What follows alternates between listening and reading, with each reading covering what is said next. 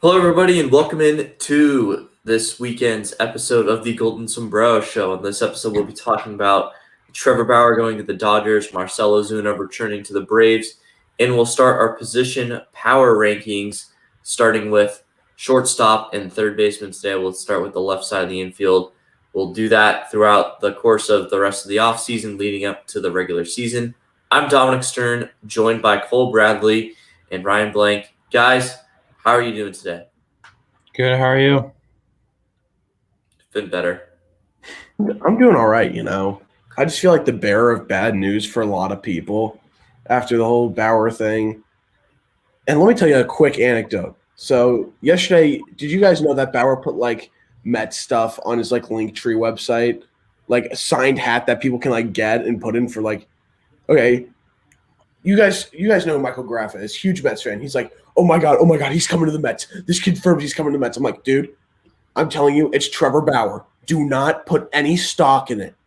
2 hours later, Dodgers hat goes up. 20 minutes later, signs with the Dodgers. Dom, I'm sorry, but yeah, it's fine. I didn't mind you FaceTime me because I wouldn't have known for another 5 minutes. So, because yesterday Ryan FaceTimed me to break the news to me while I was eating pizza in the other room. And Trevor Bauer, of course, signed with the Los Angeles Dodgers, deals 3 years worth $102 million. He's got an opt-out after his first 2 years, so it could be a 1-year deal, it could be a 2-year deal, or it could be a 3-year deal. It's all up to him. First year's money is $40 million. Second wait, year, I thought the first year was 45. no. Okay, I thought it went 45-40, but it goes 40-45. Okay. No, and I have the information up on my computer so I don't mess it up, Ryan. 40 in 2021, 45 in 2022, and then it's 37 in 2023. So he's going to get paid $85 million in his first 2 seasons, which is absolutely bonkers. And I don't want to say he deserves it, or I don't want to say he doesn't deserve it, but it's a lot of money to be paying a guy who's going to go out and pitch on the mound every 5 days. So, Cole, you're also an NL West fan. What was your reaction to this move? I was disappointed. I mean, I'm not – look, if you want to be a winner and you want money, no two teams possess more of that than LA. And so, I mean, from a player's perspective, it makes sense. And, he made a whole big show of this entire offseason. He was classic Trevor Bauer. He trolled everyone. He made us think he was going one place, and he went the complete opposite. So I'm not really surprised by his decision. He said he wanted to win. He's from LA. He went to UCLA. He was one of the greatest collegiate pitchers ever. So this makes sense. I do have to say that the Angels really screwed this one in the wake of the whole Mickey Callaway thing, which did not help their cause. He already didn't really like Mickey to begin with. But the Angels now, this is the second straight offseason that they missed out on the biggest free agent pitcher on the market. And their pitching staff is still as good, if not worse, than it was last season. And I'm really not convinced that it's any better. I mean, they got Quintana, but that's not – they need an ace. And this was a perfect guy to go out and get. They had the money, and they didn't do it. So that's got to be disappointing for them and for their fans. But I mean, yeah, this is the second straight year. The Dodgers have made a move in a big-time move in February, right before spring training, to once again re-solidify their roster. And after virtually losing more than they gained, this puts them well over the top once again. So they now have 3 former Cy Young Award winners and Walker Buehler in their rotation, who's probably going to win the Cy Young at some point in his career. That's just insane. Your top 4 starters are Cy Young caliber. And then you've got 3 other guys who could platoon as a long reliever or even a starter. So it's just It's just the classic Dodgers. I wouldn't be surprised just knowing him because he's such a wild card if he actually takes his opt out in the first year. Depending on how things go, they'll probably win. They'll probably get pretty far, and if he's happy with that, then no. But I could totally see him just being like, I want to go somewhere else. That's his character, that's his style, and of course, I mean from his perspective, I mean he definitely made a good move, but I mean, yeah, it's disappointing, but it's not the end of the world. This is how it's been for a long time. This is probably how it'll be forever. The Dodgers will continue to land the best, the cream of the crop, if you will. So that's where I stand, I guess.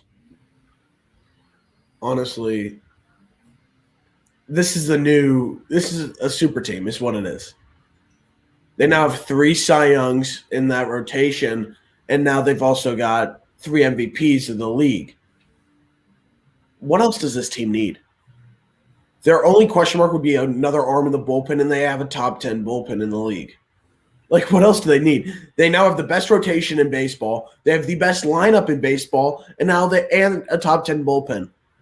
This team's insane. And I love how they decided that, once again, they're going to go over the luxury tax and pay it. And they still want to bring back Justin Turner. They don't care. The Mets talked about doing it, and now the Dodgers say, nope, we'll do it first. So I think it's a great signing. And the craziest part is that David Price might not be in that rotation.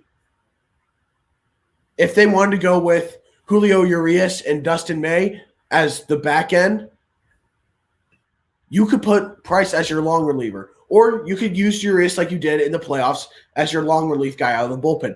They've got a lot of options.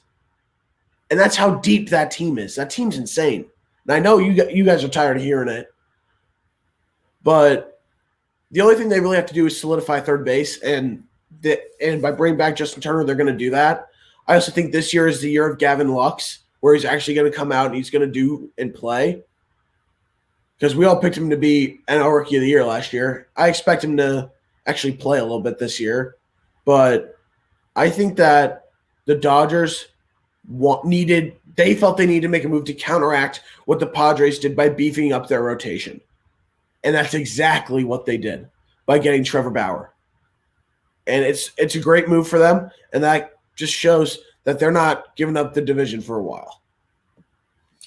Yeah, no, it is frustrating because it just feels like no matter what the Padres are ever going to ever do, it doesn't matter. The Dodgers are always going to be right there. They can go out, win the World Series, and go out and pay the Cy Young Award winner $85 million over the next 2 years to load up their rotation. Yeah, it was tough news to find out yesterday. Certainly made the rest of my pizza taste a little worse. I was just trying to enjoy the pizza, and Trevor couldn't have waited like 10 minutes. But, their rotation is is loaded. I don't think there's any way around it. People talk about Price. He hasn't pitched really since 2019, and he didn't pitch all that much. He was dealing with some injury issues then. Clayton Kershaw, he's getting older. We'll see how he responds on the 60-game season. And he's one of the players on my list who I could see certainly having a down year coming off of that, going to a full season. I mean, he's still going to be really good because he's Clayton Kershaw. Don't get that wrong.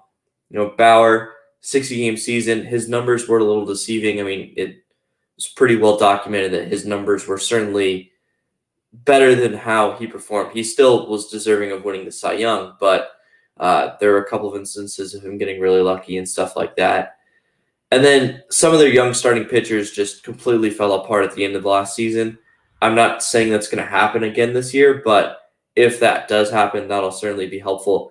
And their lineup got worse. I mean, Kike Hernandez left. Justin Turner's gone as of now. Everyone's saying he's going to resign. I don't know if that's necessarily true because Edwin Rios can play third base, which is a really good backup third baseman, and is just, prototypical Dodgers. So it's frustrating. As a Padres fan, I was devastated yesterday, and it was really hard to watch Padres fans on Twitter try and act like this was a good thing that Trevor Bauer was going to the Dodgers. And I'm like, guys, what are you doing? Like, they just signed a Cy Young Award winner who in 2 of the last 3 years had a sub-3 ERA. Like, that's ruthless. And it was just frustrating because the Padres, went out, traded for Blake Snell, traded for Yu Darvish, traded for Joe Musgrove, re-signed Jurickson Profar, signed Ha-Sung Kim, signed a left-handed bench bat, and it's not going to matter. The Padres are going to have to go through either Jacob deGrom or Max Fried, Mike Soroka, or someone in the wild card game just to get to a 5-game series. So I was devastated yesterday, and obviously good for Trevor Bauer, making a ton of money. He deserves it. I don't know if he deserves $85 million in 2 years, but it doesn't really matter because he's going to be good, and you have to pay. You have to overpay to get big free agents. We've known this for a long time. It's the stupidest argument in the world. Everyone's like, they overpaid him. They overpaid him. Who cares? Like, it's just money. Blue Jays to Springer, overpaid to get him. I don't think they did. They paid him 6 years for. I think they did. For $25 million for Springer? Are you kidding? 25. Why? Like, why is he not worth $25 million? He's got the power. He's got the power. I need to see him get on base more consistently. He doesn't get on base as consistently. He is a career 260 hitter.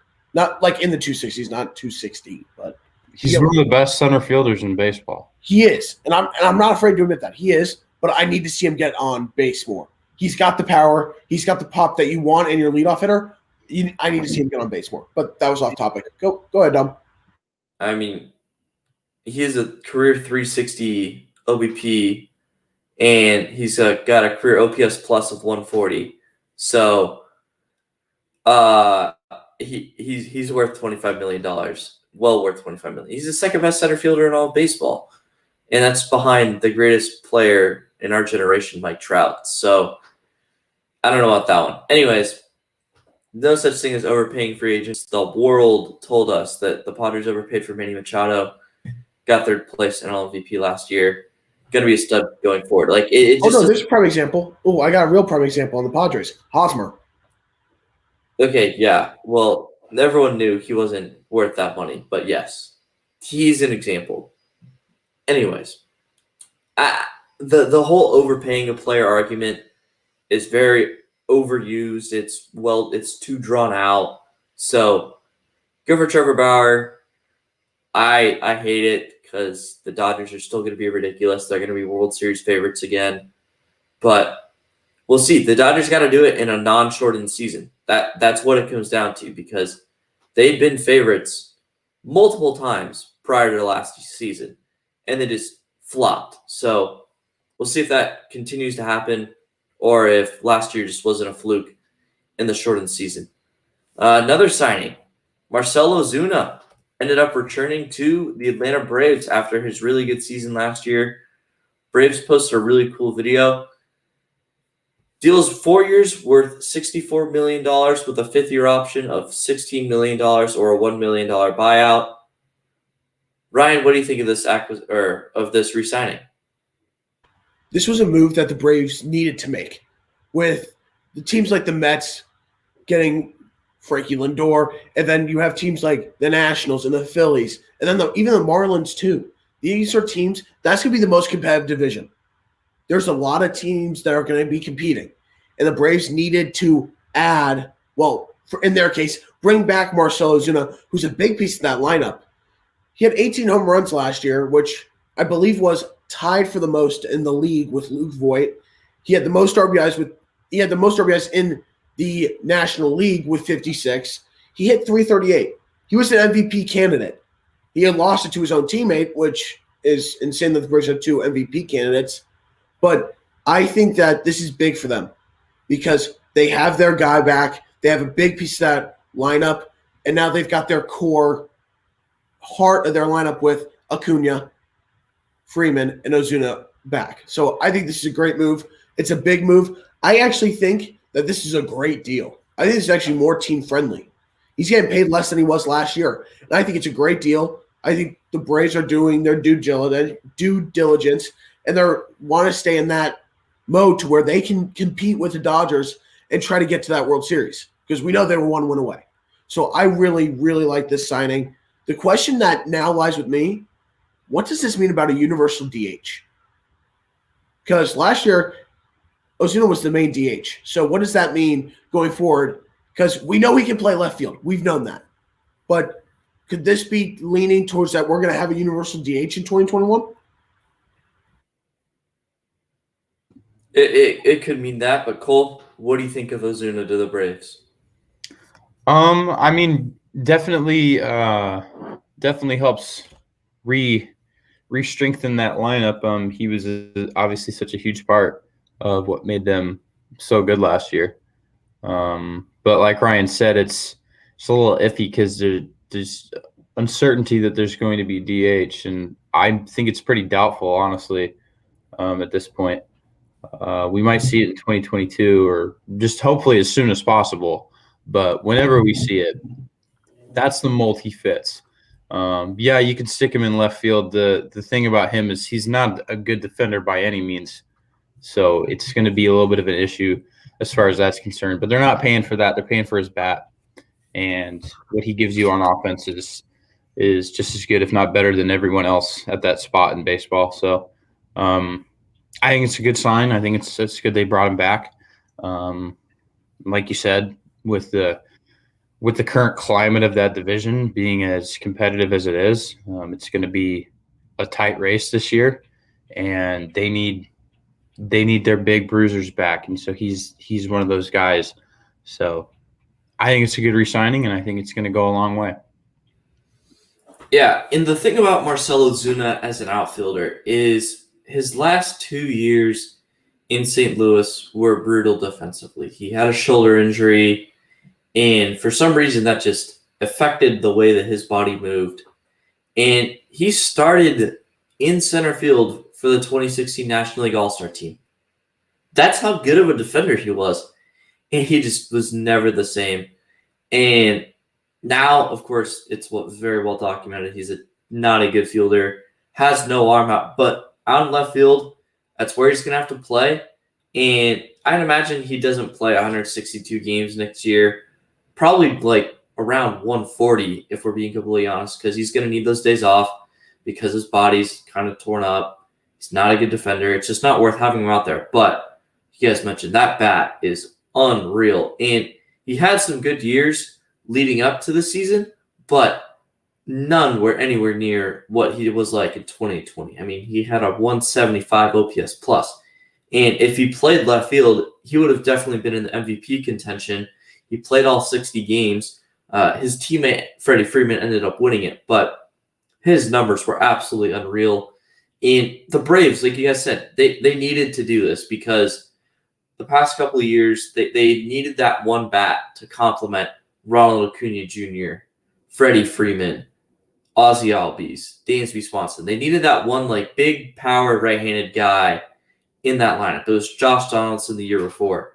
And if he didn't come back, I think that the Mets were getting very close to passing them in terms of, power rankings within the NL East. But I think this move keeps them on top. Their starting rotation is absolutely unreal and so young. And then, of course, their bullpen has some question marks for sure. And then their lineup is just so loaded with Travis d'Arnaud as well, who's a breakout performer last year. So I think the Braves are in prime position to stay on top of the NL East. The Mets, the Nationals, even the Phillies and the Marlins are going to give them a good race for it. All five teams could easily finish above 500 in that division, which is certainly the only division you could say that for. The NL East is going to be a bloodbath, and of course the Braves will be right up on top of that. So do you guys still view the Braves higher than the Mets? Personally, yes. I still think that the Mets, to me, what they need to prove is that they can stay healthy, because that's been the issue, is they can't stay healthy. And the Braves have been able to do that. And that's what sets the Braves apart from everyone else in that division. The pitching, again, is going to be a key. We talked about it so much last year, especially in the postseason. I don't know if Soroka is going to be back in time. I don't think he will. But if he does come back, that's huge getting him back. The pitching staff definitely looks better with him in it. Yeah, I still think the Mets have something to prove, but I do think they have the potential and they have the pieces that they need to beat the Braves and slide past them in that division right now. But again, I'm going to need some proof first. So I'm not sold on the Mets until I actually see the product on the field. So until then, I think the Braves are the undisputed favorite for me in this division. Yeah, I agree.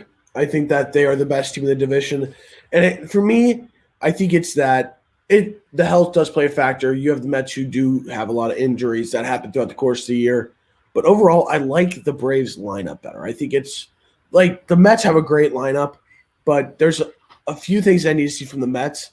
I need to see a bounce back year from both Lindor, and I need a bounce back year from Pete Alonso. Both guys just were not themselves last year. They were not the hitters that we had seen. We had seen Alonso set the rookie home run record. You would see Frankie Lindor be a 290, 300 hitter. That wasn't him last year. So I need to see that.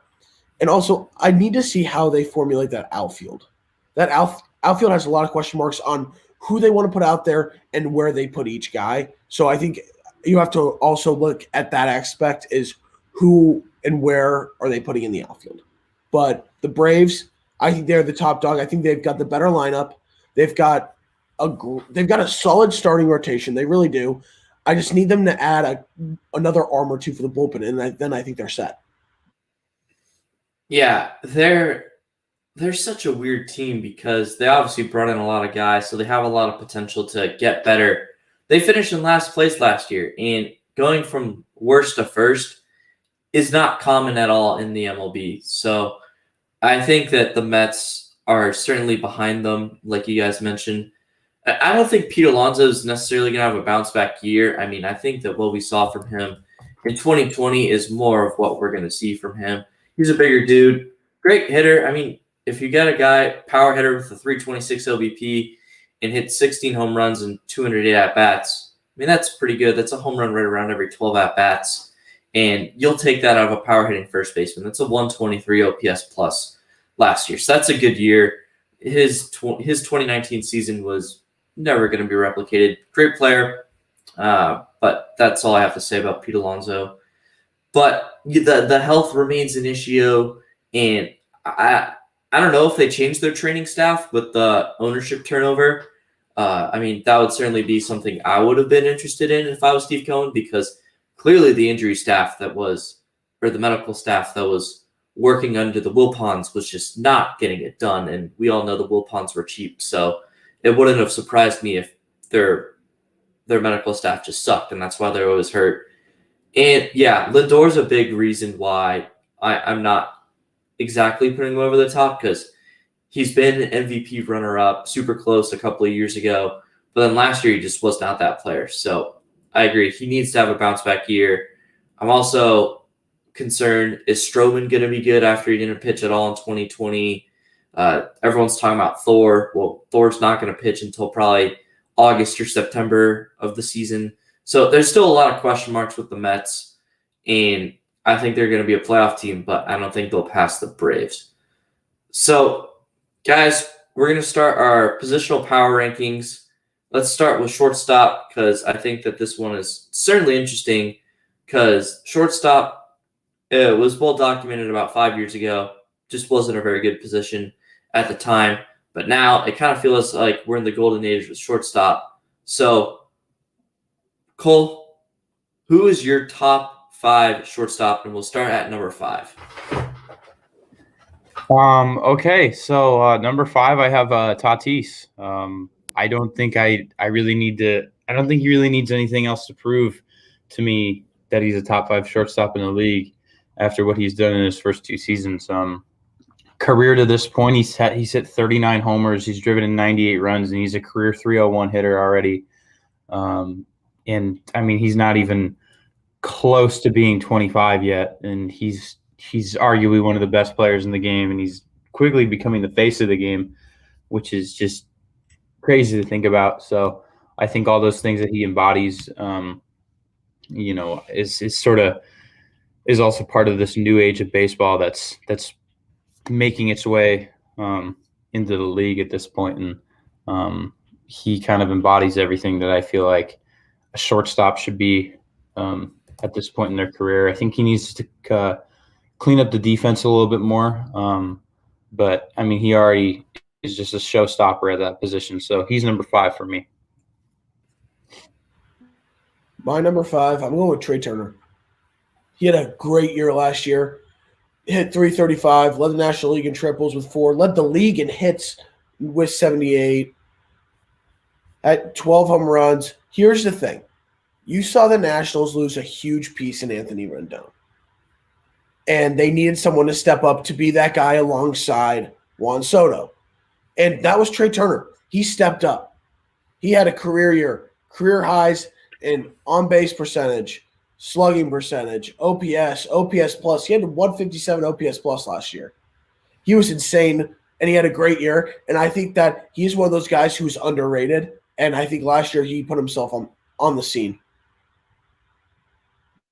Yeah, I agree with you on Trey Turner. I have a little higher. I have Corey Seager at number 5. I mean, the health concerns of the previous years, so he doesn't exactly have that recent track record. So the short season, I don't know exactly how to evaluate that. Obviously, prior to his injuries, he was an absolutely unreal hitter. He's certainly worthy of being a top 5 shortstop. I put a couple of guys higher than him because they're better fielders than him by quite a large margin. It's been very well documented his range isn't that good. His arm strength, of course, now has been dwindled because of the fact that he had Tommy John surgery. But I can't deny the fact that he's an absolutely unreal hitter. The question is he going to have a season like he did in 2020, in 2021 when it's a full season? And we'll see if the injuries build up in the full 162-game season. I don't know. So that's why I put him at 5, and I have a couple guys in front of him. Ryan, I want to go to you first for your number 4 shortstop. You guys might think I have him a little bit low, but I'm going with Lindor. I just think I have him lower because of how he played last year, and that's still a big worry with me after the Mets acquired him. He had arguably the worst season of his career, hit 258, career low, 102 OPS, 7 OPS plus. Slugging percentage was just over 400 at 415.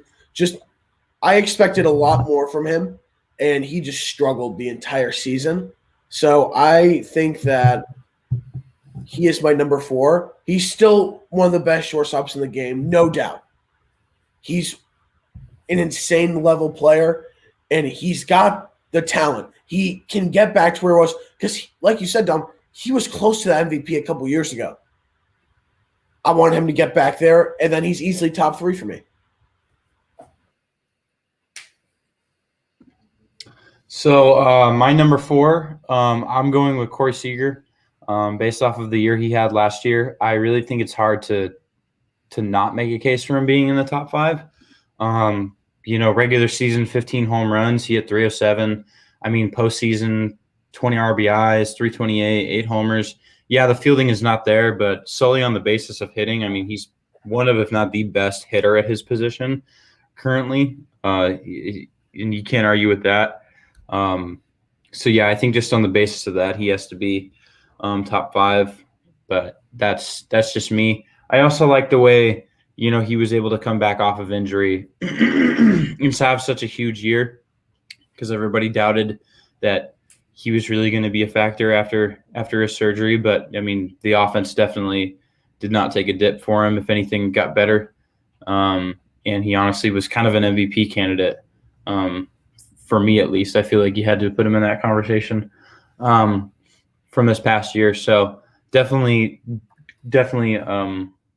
a reason to put him in the top 5 for me, but I got him at 4. I'm going to go with the player who Ryan had at 5. I have Trey Turner here at 4. Really underrated season for Trey Turner. He ended up finishing 7th in MVP race, and he flew under the radar because guys like Corey Seager and Fernando Tatis Jr. really, and Trevor Story, kind of stole the show for NL shortstops. And it's funny because all 5 of my shortstops on here are in the National League. Just shows you how well loaded they are at this position. Trey Turner, he missed the front month of the 2019 season, and after that, he was an absolutely phenomenal player for the Washington Nationals. When he came back, that's really when they kind of started to start playing well. It's very well documented that the Nationals started very slowly in 2020, and then 2019, and then they just exploded, and of course won the World Series. He was a big part of that, and he's also a really good defender at shortstop. Last year was his best year, 982 OPS, which was almost .50 higher than his previous high season back in 2016. And now he's just been such a phenomenal player to watch. Part of me wishes that he was still on the Padres, but at the same time, the Padres probably don't go out and trade for Fernando Tatis Jr. if Trey Turner was still a Padre. So it would have been fine. Free agent after the 2021 season, that'll be interesting to see how well he plays this upcoming year, to see how that impacts his free agent market, because we all know the shortstop free agent market next year is going to be bonkers with Lindor. As of right now, everyone thinks he's going to be extended.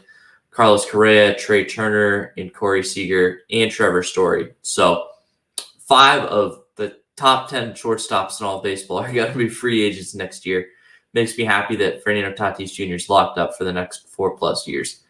So I got Trey Turner at 4. Colt, we'll go back to you. Who is your number 3 shortstop in baseball right now? Well, you already talked about pretty much everything there is to say about Trey Turner, but Trey Turner is my number 3. I think he's done everything ever since he came into the league to prove that he's one of the best at that position in baseball. One aspect we have yet to highlight is his speed. He's got 171 career stolen bases. He's an absolute menace on the base paths. He's probably one of the fastest, if not the fastest player in baseball.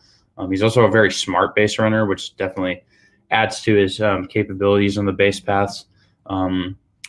Definitely cleaned up his defense over the past couple of years, and I think that was just solely because he was making that full-time transition to shortstop, because before he was sort of platooning in center field as well. But yeah, I mean, there's really not much more else you can say about this guy. He's definitely had an uptick on his power as well. I mean, he's definitely started to hit for more power these past couple of years as well. In 2019, I forget the number, but I know he had over I think he had over or almost 20. I don't know, but it was really good. Definitely starting to become a much more all-around player, which I can appreciate. That's something that position overall sort of lacks. And only the very top 5 at that position possess that. And again, that's what really makes him stand out above the rest. So he's definitely top 3 for me. And honestly, who knows after this next year, if he has a good year and the other 2 guys I have ahead of him don't have as good years, then he's probably to be considered the best shortstop in baseball. He's on that trajectory. So definitely like what I see from him. For my number 3, sorry, I've got Seager. I think Corey Seager really showcased that. Just because he had Tommy John, he's still one of the league's top shortstops. Hit 307, career high in OPS plus at 152, subtracting his rookie year. And just look at how he played in the playoffs. Whenever the Dodgers needed a hit, he was their guy in the playoffs. He was their guy a lot last year, especially with Bellinger having a down year. So I really, really think that Corey Seager continues to showcase with his bat that he is one of the best hitting shortstops in the entire league. And I know a big worry of his is his fielding. His fielding, he doesn't have the range. His arm strength has gone down. But there are worse fielders, and I would easily take Corey Seager based on the prime of his bat.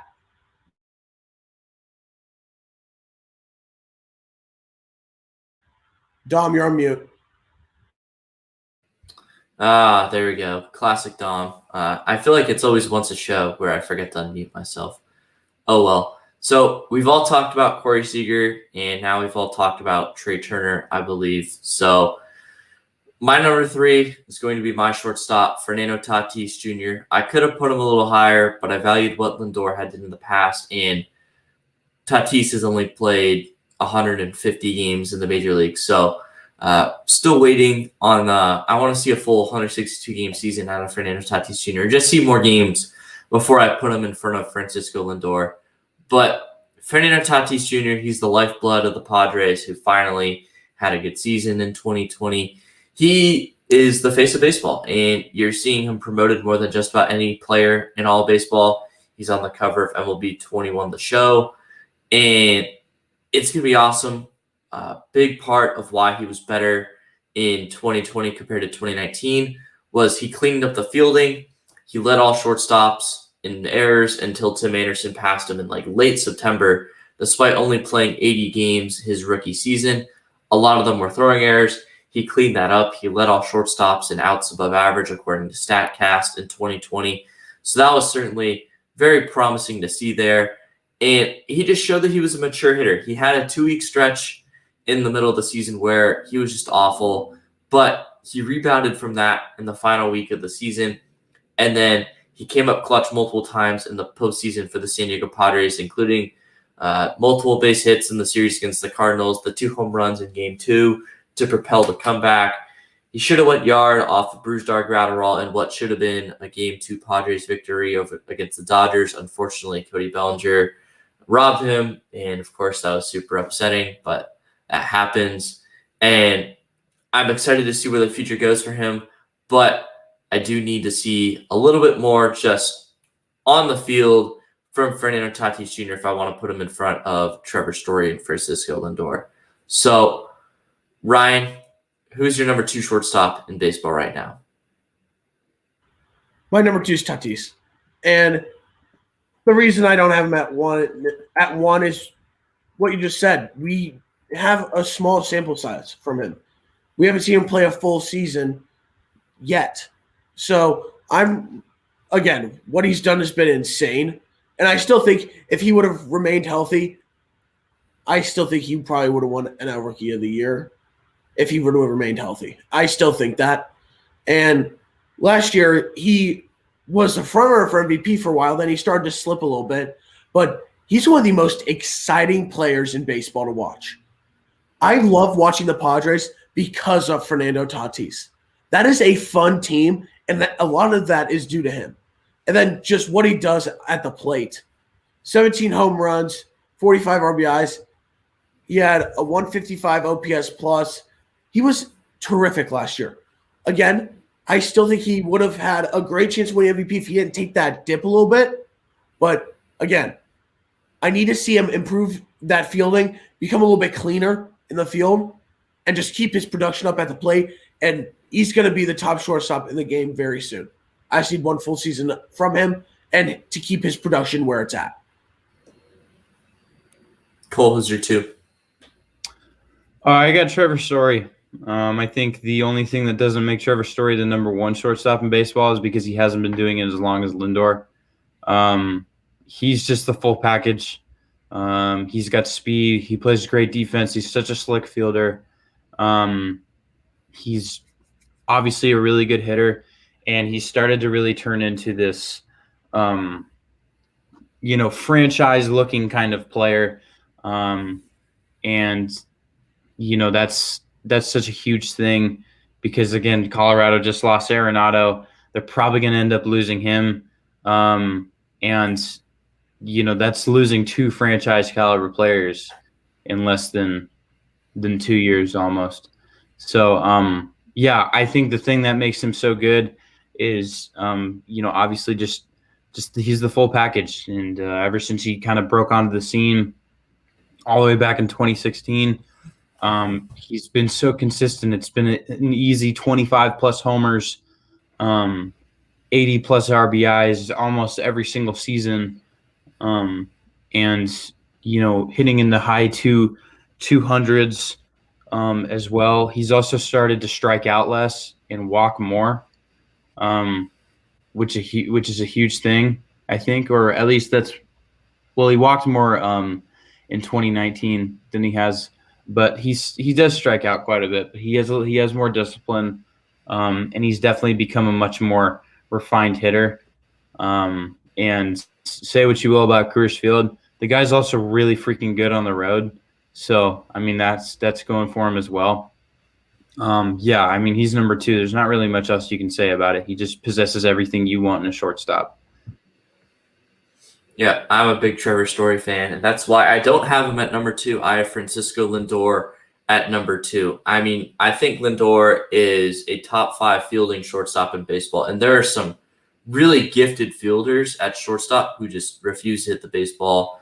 Angelton Simmons, Brandon Crawford. I mean, I guess Dansby Swanson there, but he's a much better hitter than those two guys. But Lindor does it all, and he's a switch hitter, and he can run the bases, and he's just got that incredible personality. I mean, he should have been marketed by the MLB way more. I think that'll happen this year now that he's in New York. But in 4 of his first 5 years, he was a top 15 MVP candidate.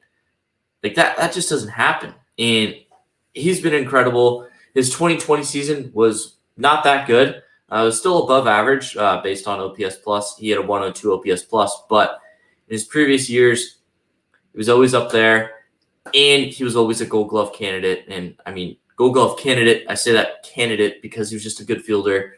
It doesn't always go to the best fielder, as anyone who's a fan of the show would know how I feel about Gold Gloves. But I value what Lindor had done in the past. And I think this 2020 season with the pandemic, of course, is a little misleading. I think that he's certainly a better player than what he was in 2020, and I think he'll be a better player with that better Mets lineup. He's going to have a little bit more protection.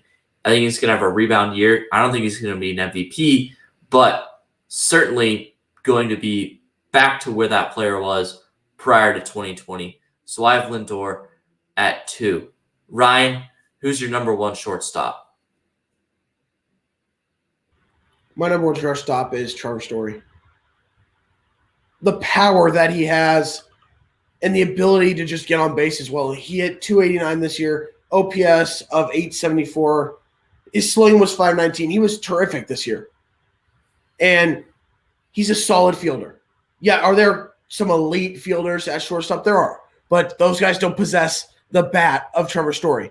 And also, something that I think a lot of people forget about is that he led the National League in stolen bases this year. He is consistently over 20 stolen bases a year. He didn't reach that mark in 2020 because there were only 60 games, but still, he led the National League in stolen bases. And Cole, you did mention how he has a strikeout problem. He strikes out a lot, but he still makes up for it because he's a guy that's going to consistently get on base, and he has the power. He's going to hit home runs. He's going to get doubles. He's going to hit triples. He does it all. And that's the type of guy that I would want at my shortstop position. And if I were him, I'd get the heck out of Colorado. Cole, who's your 1? It's Lindor, but yeah, it's Lindor. Yeah, I mean, it was tough for me to put Lindor ahead of Story, like you guys have said after this past year. He did have a down year, but that just speaks to the prowess that he has had at that position for so long. The guy can have a bad year and he can still be considered a top 3 shortstop. And by bad year, I mean, there's guys who had worse years. I mean, he did still kind of, hit his own weight. 8 homers isn't horrible in a 60-game season.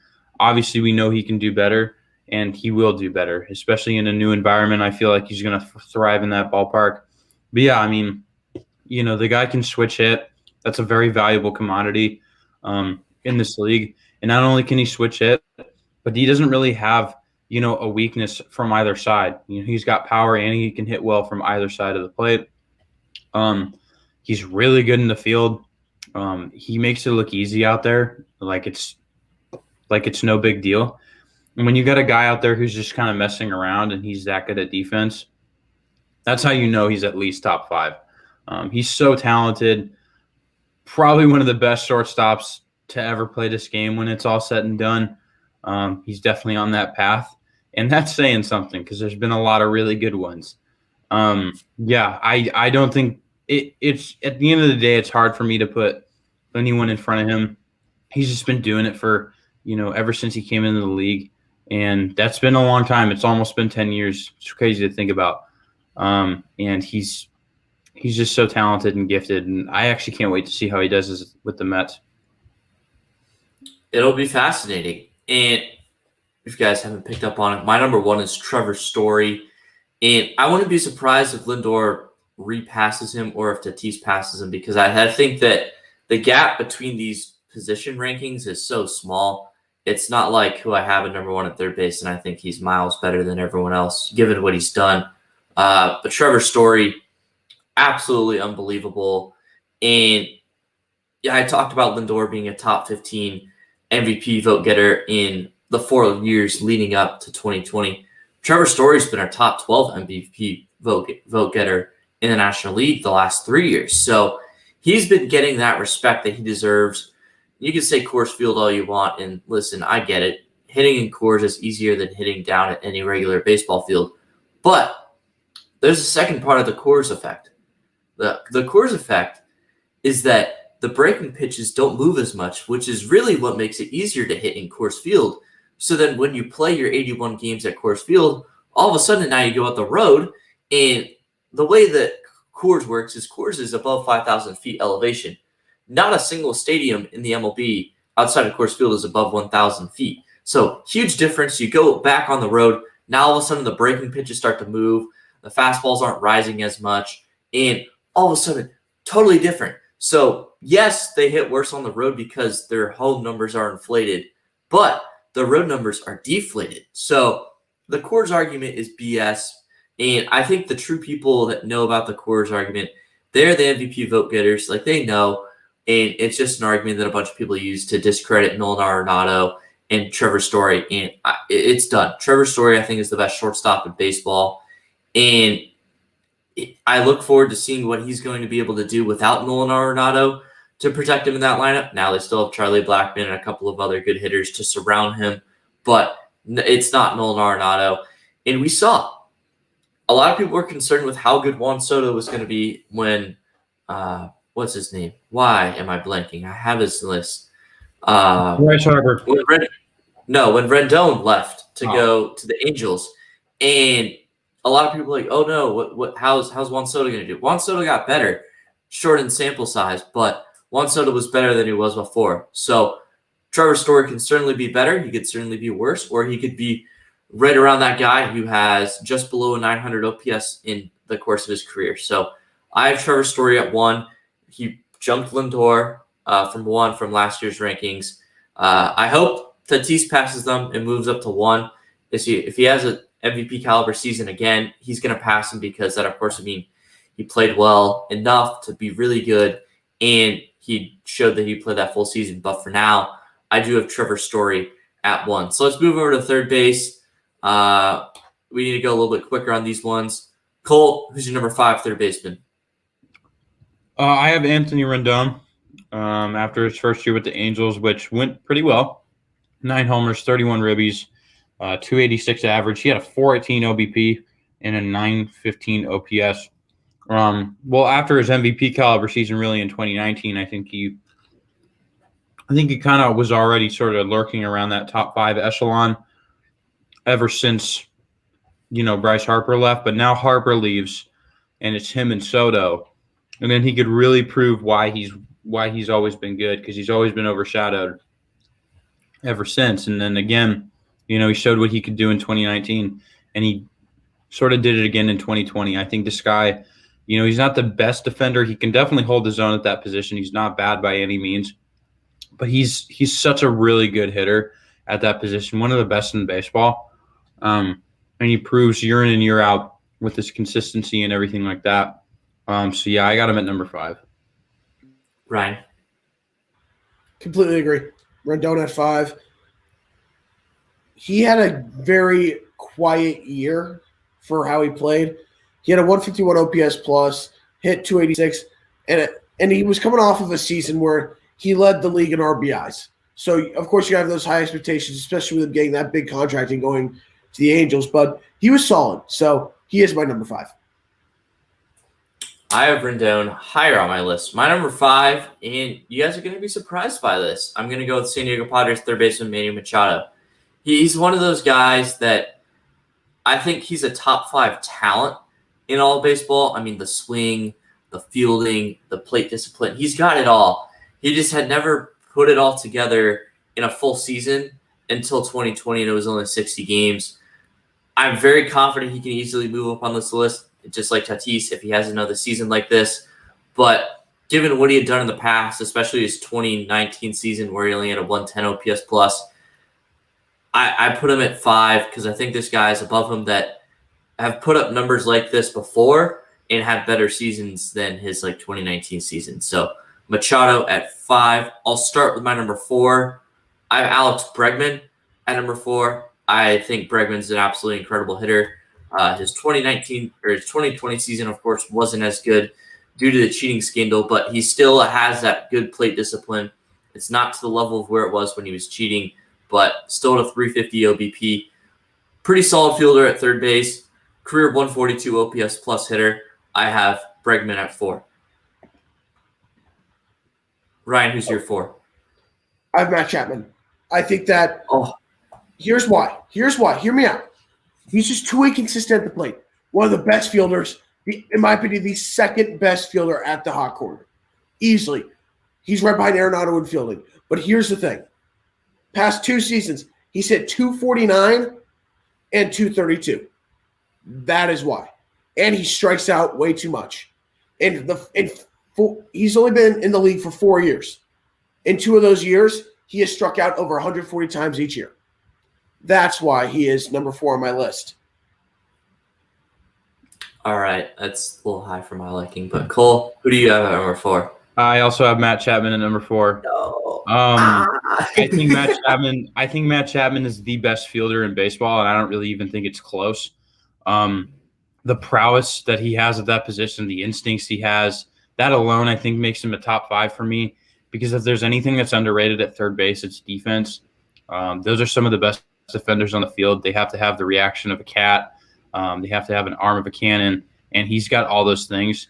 Yeah, he doesn't really, check the box by any means at the plate, but the guy certainly isn't going up there and making an embarrassment out of himself. He strikes out a lot, but he's got a lot of power, and when he gets a hold of the ball, it's going to go a long way. And yeah, even though he does hit 230s, 240s, he's definitely one of the best at that position. And so talented with Olsen obviously over at the opposite corner as well. They fit together really well. So Chapman at number 4. All right. I don't have Chapman on my list in my top 5. He'd, of course, probably be 6 or 7, but he did not make my list. I just think he's very inconsistent at the plate, and he relies on power and not That's why he's low getting on my on base. list. Well, I mean, you have him at 4. I don't think that's low. I mean, he's an If he had incredible the bat, player. he'd easily be top 3. If he was more consistent at the plate, he's top 3, in my opinion. Right. Easy. Ryan, I'm going to head to you for your number 3. Who you got? I feel like I'm going to get a lot of heat for this one. So I'm kind of ready for it. Jose Ramirez. Here's the thing about Jose Ramirez. He is always – you're going to see him in that MVP talk. But here's the thing. He is consistently that guy who was able to counteract and be that piece alongside Lindor. He hit 292 last year, and he had 17 home runs and 46 ribbies with a 163 OPS plus. He had a great year. And this is something that we're not too unaccustomed to seeing. In 2017, he had 318. In 2016, he had 312. He is a great hitter. He's not the best fielder, but he's a great hitter. And he has a great bat, and that's why he's that. That's why I have him at 3 on my list. So number 3 for me, I've got Machado. I think after this year, MVP campaign, there's really nothing else that he needed to do for me. Again, another really good fielder at his position, but can also really swing the bat. 304, 370 OBP, 950 OPS. Definitely came into his own in his second year here as a Padre, and I'm definitely thinking he's going to do more of the same going forward. So he's my number 3. I love it, Cole. Ryan, you're not going to get any heat from me for your Jose Ramirez ranking because I also have him at number 3. Yes! He's been an MVP finalist, so top 3, in 3 out of the last 4 seasons. So it's really hard to justify putting him at 3, but I think the 2 guys in front of him are just as good, in my opinion, better than Jose Ramirez. His fielding is certainly not a strength of his. I think he's an average fielding third baseman, along with the guy I have in front of him, but absolutely unreal at the plate. Another one of those guys. I just said it with Trevor Story. His complement hitter, Francisco Lindor, is now leaving him. How is he going to do? Is he going to get better like we saw with Juan Soto, or is he going to get worse like a lot of people would expect because they can pitch around him? You'd like to see that OPP going up. I mean, it's already hard to go up from a 386 OBP like he had last year, but it certainly could.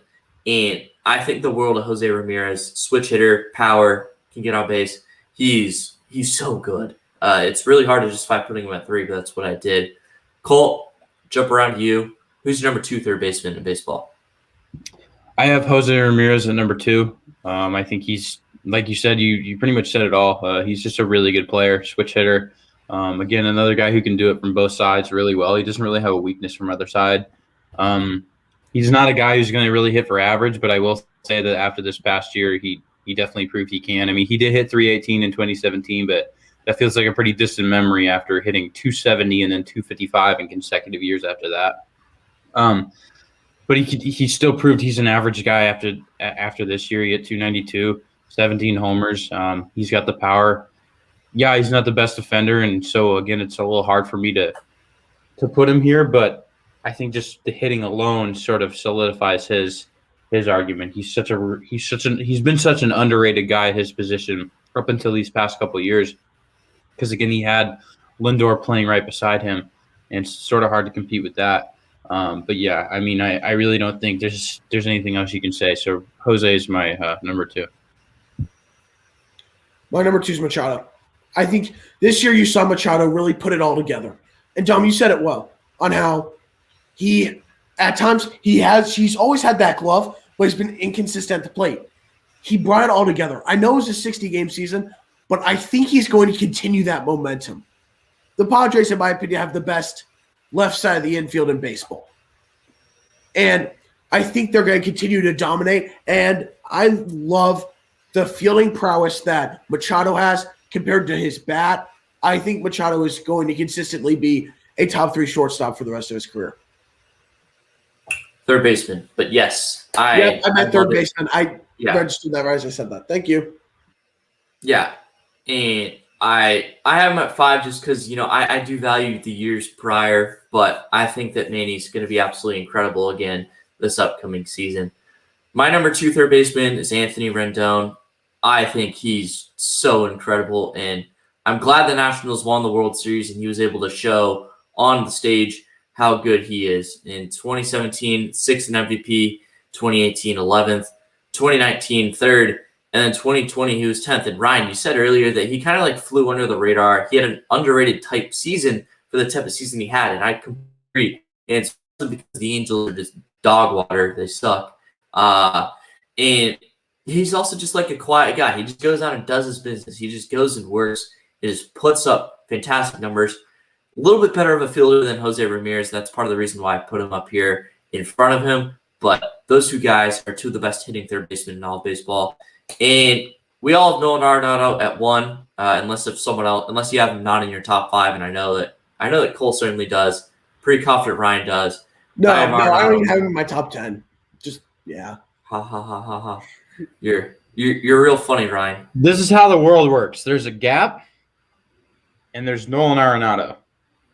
Yeah. That's third base work. Because Arenado, the rest of them. You're right. That's just how it is. I think the gap closed a little bit this year, given the fact that Ramirez and Rendon had really good years, and then Arenado had the worst season of his career.